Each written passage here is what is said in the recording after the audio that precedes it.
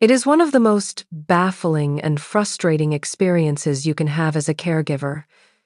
You see your aging parent struggling with a task, maybe it's finances, or cooking, or even just getting dressed. You step in to help, and you are met with a wall of resistance. I can do it myself. Stop hovering. Or maybe just a flash of anger. It's so easy to think they're just being stubborn, or that they are doing it to spite you. It's easy to feel unappreciated, or guilty, or to simply give up in frustration, thinking you are failing as a son or daughter. But what if I told you that this resistance often isn't about you at all? What if that no you keep hearing is not actually about the help you're offering? What if it's a deeply ingrained, automatic psychological response, a powerful defense of their own identity and their last remaining territory of control? Today, we are going to stop guessing and start understanding the science. To understand this, we have to stop seeing this resistance as stubbornness and start seeing it as a symptom. The no you hear is a defense mechanism. And to understand the defense, we have to understand what it is they are defending against. The first, and most powerful, concept we need to understand is called psychological reactance. This is a term from social psychology, and it describes a universal human trait. When people feel that their freedom, autonomy, or control is being threatened, they experience an automatic, negative reaction. The result? They will often do the exact opposite of what is being asked, simply to reassert their freedom. It's the "you're not the boss of me" impulse that lives in all of us. Now, why does this seem to get so much stronger in our aging parents? Because for them, this isn't a hypothetical threat. Their sense of autonomy is already under attack from all sides. They may be losing the freedom to drive, or the ability to manage their own health, or the simple, quiet mastery of their own body. They feel their control slipping away in almost every area of their life. So when you, even with the best intentions, step in and try to take control of another task, their brain's alarm system goes off.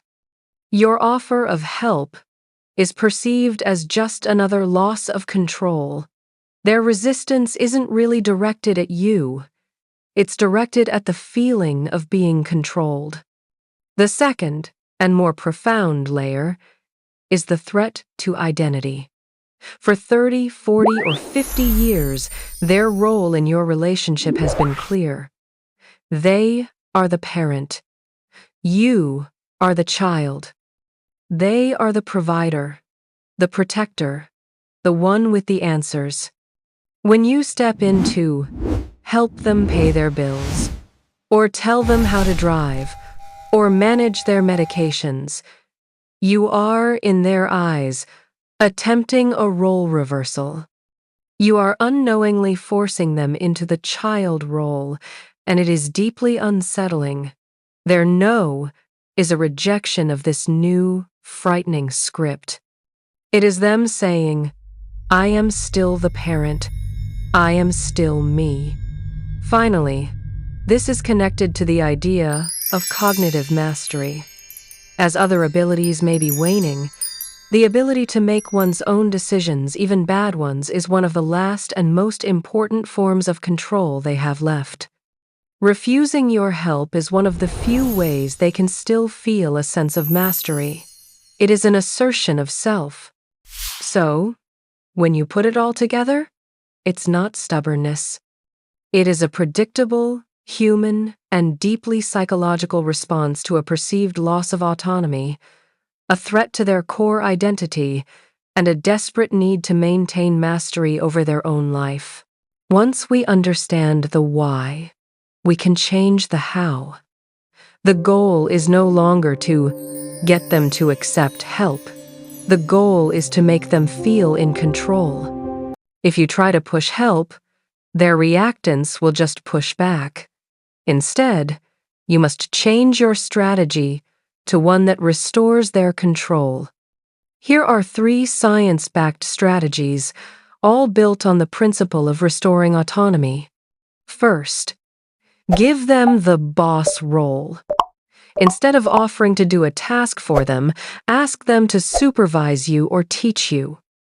You are reframing the interaction to respect their identity.